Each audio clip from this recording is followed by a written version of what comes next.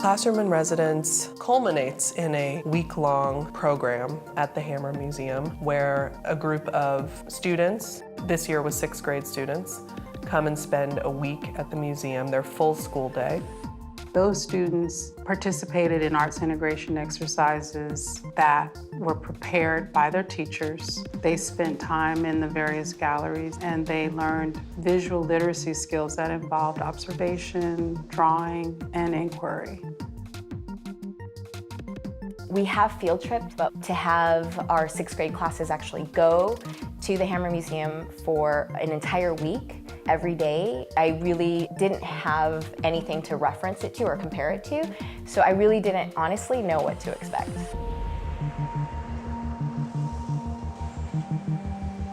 In this area where it's all just businesses and big apartments, very little park space, and just with so many cuts to arts funding, it doesn't allow kids the space to express themselves in healthy ways. We do serve the most highly densely populated area, and almost 90% of our students live in poverty. So for us to be able to offer this once-in-a-lifetime experience for our students to really see something different is priceless.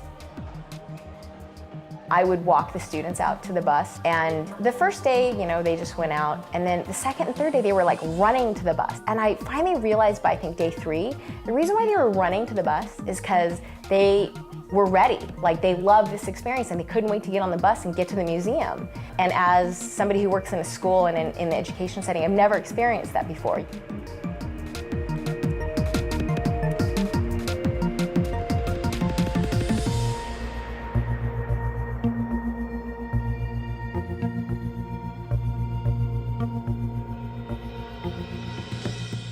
Students who come from underserved communities often don't have an opportunity to leave their communities to see what the city holds for them in terms of resources. The Hammer is a public institution, and it is a resource that belongs to the community. It belongs to those students.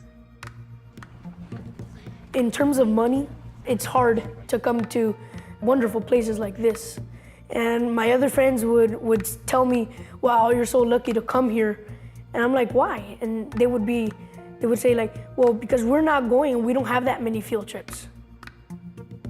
It was kind of scary, like, how are the students going to be in this new environment? I was a little bit worried about that.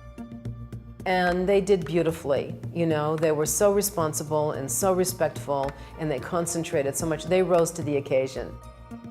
They really felt they were welcome, they really felt like they were appreciated, they really felt they were important to the museum. And that was wonderful for them to see and for them to be treated that way. For the 1 week at that museum, they were perceived as guests of honor, and they saw that and they carried themselves accordingly. I think back to the educational theorist Reggio Emilia, and he talks about the environment being the third teacher and the way that environment changes the way that students and teachers learn and also how they relate to one another. And so I think that there's something to that that is incredibly powerful. Where I live, there aren't tall buildings like around here. There's, well, not that modern, but here you feel like you're in a type of future. I like how it's really decorated to make it really look beautiful, and I like all the plants that are outside, and I was really surprised when I came here. I never thought it was going to be this beautiful. When you see the paintings, it makes you want to make something like that. It makes you think, well, I can do that too. I can do it if I set my dreams for it, I can do that. But in other settings, there isn't something like this.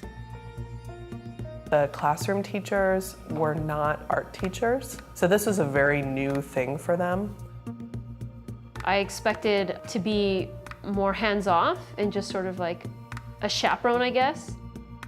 We wanted to give the classroom teachers as much authority to create the curriculum so it aligned with what the 6th grade standards dictated. We ensured that what we were doing at the museum connected to our classroom lessons by first looking at the standards and seeing what was at the museum that would allow us to teach, and that when we left the museum, it didn't feel disconnected, that there was a connection between the classroom, the museum back to the classroom. The teachers and I met before they came to the museum. I went to their school on Fridays and we discussed ways that they felt their students would respond to the artwork, specifically in language arts, social studies, math, and science. You're going to get a section of it. The piece that you get is around 2 inches by 2 1/4. Okay, it looks almost square, but not quite. And the enlarged part that you're getting is about 4 times bigger than that. Art isn't just something that is about a painting hanging on a wall, or it's not about just drawing turkeys on Thanksgiving Day, but that art could be something that they could really connect to science or math or social studies. What we did was draw like an enlarged size of the drawing over there. And it was really fun because you get to do your own perspective of drawing one part of the art. During that week, there were students who very frequently wanted to volunteer, raise their hands, and put themselves out there who normally don't do that. Spending a whole week here is like giving more time for me to concentrate and to work harder. I've been listening to their advice more because they're artists. They've been doing this for years. So like my teacher, I can barely draw a stick figure.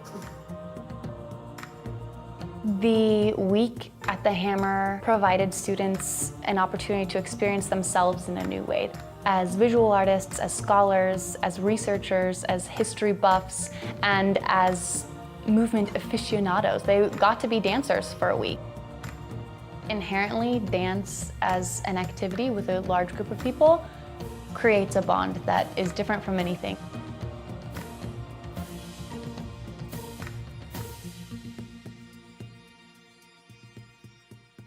I was a little worried about the students in the galleries for such a long period of time.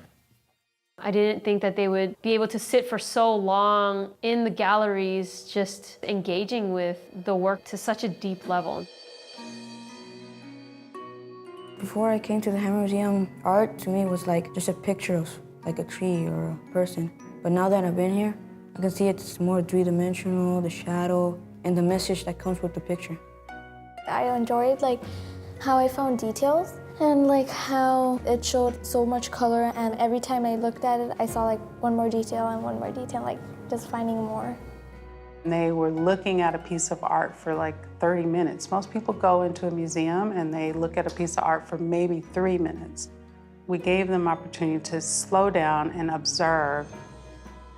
I learned that I need to do that too, that we all need to just slow down a little bit and not only look at what's in front of us, but question what's in front of us.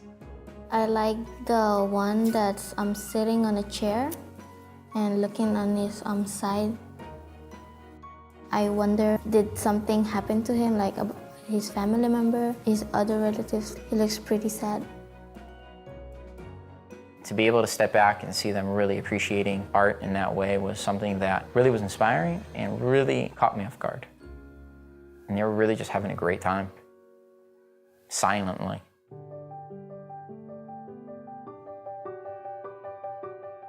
Students as young as 10 or 11, they're aware of a lot of social issues. They're aware of the fact that maybe someone they know has recently been deported, or that someone in their family is gay, or they're being discriminated against because they have brown skin. But often in school, we don't have platforms for them to talk about these things. The power of art is an artist maybe has put in an image, all of those complex ideas, and if you just put the image in front of the students and you ask them a simple question, what do you see and what does this make you feel? The students have an opportunity to say all of those things that they already know are happening in their lives. And it gives a teacher room to let them talk about it, but also to guide them toward deeper understandings about what they think they know.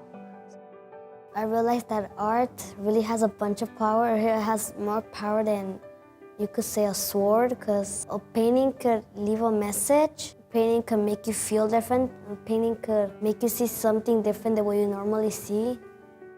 Students come with their whole set of experiences that they can relate and share with others, either through their movements or through their poetry that they're writing. Well, I think that art is power. It's another form of talking. It's just that it's hard to understand.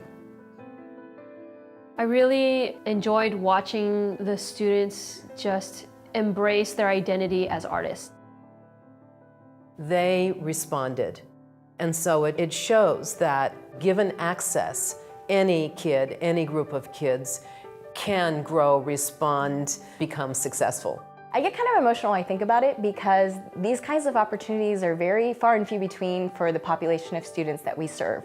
I really honestly believe that these students will never forget this experience. What was learned at the museum is impossible to teach in the classroom. It was an experience that I can never bring to them. No YouTube video, no pictures, no stories could really bring to life what was done that week. I would hope that if nothing else is accomplished, that the students now, like me, when they go by the Hammer, they know what's in that building, and that it may spark a curiosity for them to not only visit the Hammer again, but to maybe see what's behind the doors of another institution in the city.